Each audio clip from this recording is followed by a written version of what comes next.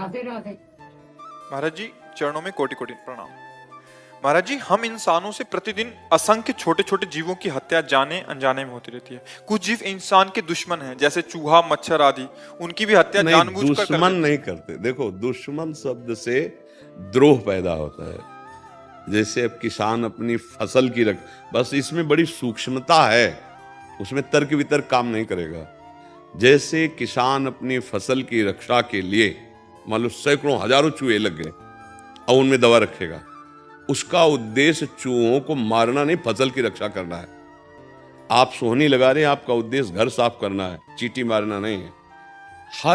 आप गाड़ी से जा रहे हैं, आप यात्रा कर रहे हैं और उसमें कोई जैसे चींटे, कई जीव ऐसे, हमारा उद्देश्य जब बनता है किसी जीव को हत्या करना, जैसे अभी आपने शब्द उच्चारण किया, ये हमारे दुश्मन है, अब आपको उसका भोगना पड़ेगा। दुश्मन नहीं, हमें बचाव पक्ष करना है, हमें मारना उद्देश्य नहीं।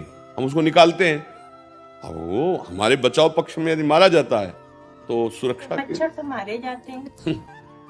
देखो कहाँ लिखा है कि मच्छर मारे? हम तुम्हें भागवत में मच्छर शब्द दिखाए लिखा हुआ, नरकों की जहां गति है कि मच्छर भी नहीं। अब देखो हमारे यहाँ काटा मच्छर, हम आपसे बात कर रहे हैं, ऐसे लगा मर गया ना, कोई बात नहीं, समझ रहे आप।